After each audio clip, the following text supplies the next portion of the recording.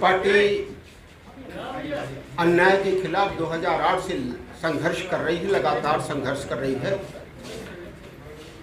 सांप्रदायिक ताकतें piece party के सांप्रदायिक सौहार्द और मानवता का जो मिशन लेके चल रही है, उसको कमज़ोर करने के लिए तरह तरह का आरोप और इस देश के मुखालिफ बताने की साजिश हो रही है।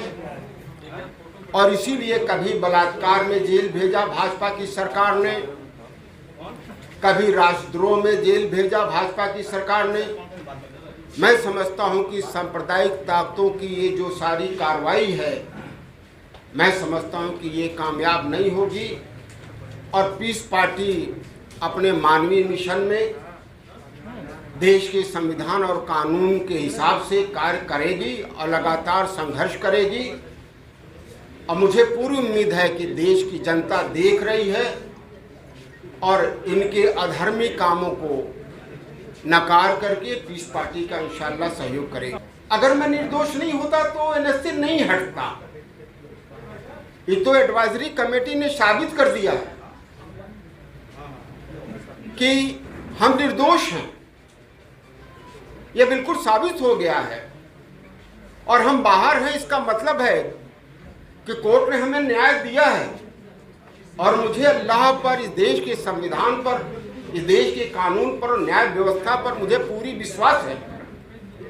और मैं समझता हूँ, मेरा विश्वास है कि सांप्रदायिक ताकतों की जो साजिश है, जो हमारे जैसे राष्ट्रभक्तों को, देशभक्तों को, जो मानवीय लोग हैं, उनके खिलाफ जो भी साजिश होगी, देश की जनता, आप सभी महानुभाव सभी सहयोग करेंगे और देश की जो व्यवस्था है उसे साजिश को नाकाम करेंगे।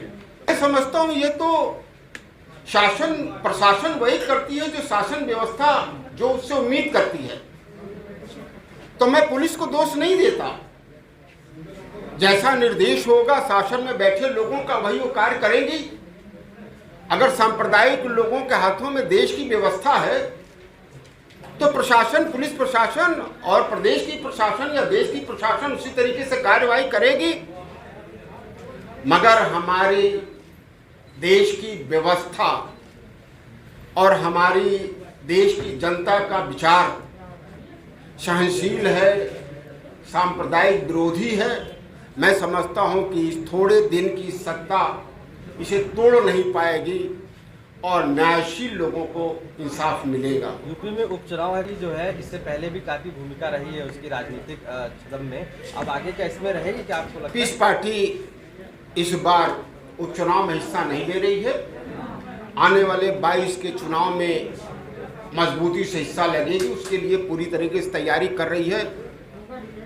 और मुझे पूरी उम्मीद है कि ऊपर वाले की मेहरबानी से, जनता के सहयोग से, आप सभी के सहयोग से हम 2022 के चुनाव में इंशाअल्लाह सरकार में सहयोगी बनेंगे, सरकार में शामिल होंगे। तभी मैं समझता हूं कि जनता को न्याय मिल पाएगी।